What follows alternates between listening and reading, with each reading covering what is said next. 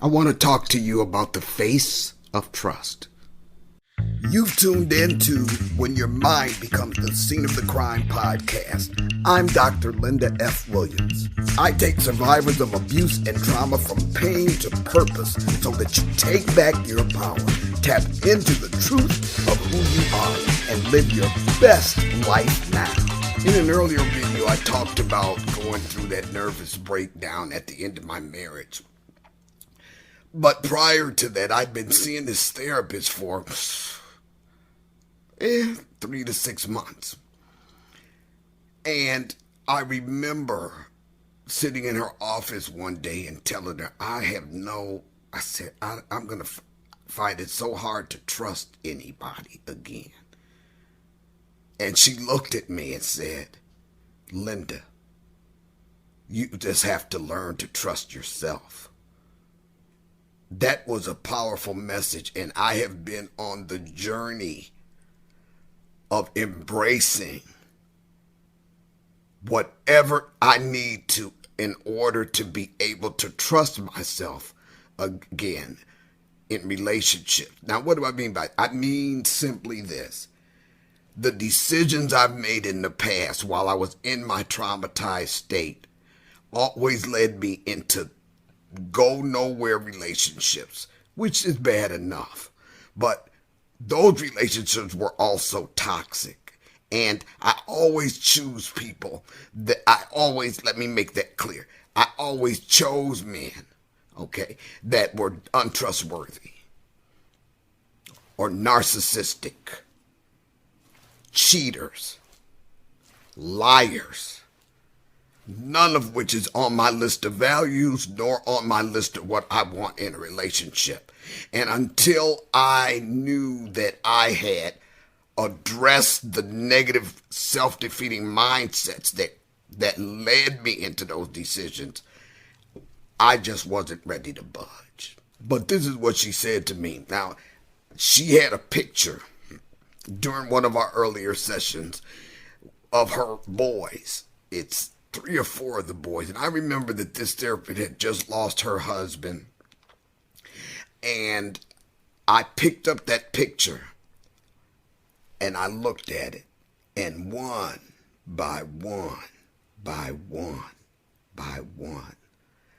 I told her the type of person that boy was, what kind of characteristics and qualities he had, whether he was a leader or a follower. I just read one by one the exact truth about each one of those boys. And she didn't say much at the time, but she did look a bit amazed. And she brought that back to me when she told me, no, it's not about your trust in others, it's about your trust in yourself. She said, Linda, you sat here. You told me about every one of those boys as if you knew them as well as I do. She said, so you got to learn how to trust yourself. What was she telling me? Now, I didn't really realize that this thing happens with me where I can look at a picture, whether it's a grown-up or a child, and read their futures or whatever you call it, words of knowledge or whatever. I didn't recognize that gift in myself, even in the middle of using that gift, which gets back to the whole thing about your toolkit from last week. But she was right. So what would allow me the ability to look at a photograph of a perfect stranger and see so much about them? What was that? What is that? That's the big question. But with that ability to read a person, why in the heck wasn't I using that in the choices I was making in these relationships? I'm going to tell you, if I go back to each one of those, even in my traumatized state, there was always some kind of intuitive hit I would get. My intuition would tell me that something was wrong, or my gut would tell me something was wrong. And what did my behind do? Ignore it.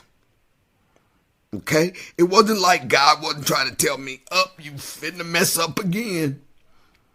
is that I chose to ignore that. It's back to the toxic relationship video I did where I said we accept our it's just like taking your perfect meal straight out of a dumpster. You know, is it that appetizing? Well, if you just focus on the parts of the meal you like and ignore all the garbage around it, then you can maybe make yourself eat that. And I was settling for dumpster dive relationships, totally ignoring a natural gift in myself to judge an individual's character, even from an inanimate photograph. Duh. So it comes down to a matter of my drawing a boundary with myself that, okay, I'm not ignoring that feeling again. If I see something in the eyes, I ain't got to be asked no questions trying to figure out what the heck it is. I know better. Step on, cut my losses. It's so when you talk about the face of trust after trauma or abuse, then you have to look in the mirror. You have everything inside you to make better decisions. All it takes is, number one, knowing that trauma has twisted your perspective. Number two, how trauma has specifically twisted your perspective, because that's going to be different for each one of us. And three, your game plan for not going there anymore, for recognizing when the perspective is twisted, for recognizing when trauma's yelling in your face and causing you to make wrong decisions. Acknowledge that that's trauma speaking. There's nothing wrong with that. See, we want to beat ourselves up because we get a trigger. We want to beat ourselves up because trauma screams in our face and we become looking through traumatized eyes. We don't want to beat ourselves up anymore about that. What we want to do is acknowledge that it's there. Acknowledge that we're feeling that trauma. Acknowledge that that trauma's twisting our perspective. Acknowledge that we shouldn't be making any decisions in that position. And then move on. When in doubt, don't. With relationships, when in doubt, don't. In relationships, when you feel that gut feeling, I don't know what it feels like for you. For me, it's just a sick feeling in my gut. But we all have some kind of physical manifestation when our intuition is telling us, don't do it. And so the face of trust is in our mirrors. Why is that powerful to understand? It's because we cannot, again, control or make anybody else do right by us. We can't. Look, I was going to make this a separate video, but it's coming up now. So I was having a discussion with a friend yesterday, and we were talking about relationships and what she called butterflies. And so I don't know what you guys ever know. You ever heard somebody use the phrase, I had butterflies in my stomach, like flutters and stuff, and how she had a girlfriend who was happily married, and the man she married was the first time that she did not feel butterflies. Okay? Now, for her, based on my understanding of this discussion, for her, the butterflies were her intuition telling her not to do something. Now, for you or others, butterflies mean something positive. They had butterflies in their stomach. That meant they were excited. It wasn't about anxiety or intuition. So what I want you to know is that you have to figure out what kind of physiological response you have whenever your intuition or your gut feeling is yelling at you. You have to know what that is for you. For me, it's a little sick feeling. I don't think I've ever felt butterflies ever about anybody or anything. So it's just everybody's got a different physiological response. And so what she and I talked about is, well, I don't really want to tell people that anytime they feel butterflies, that's a warning sign. I said, because everybody's intuition is different. So while butterflies for them, it might be something else for you. Know yourself enough. Again, your greatest power is in knowing who you are. Okay?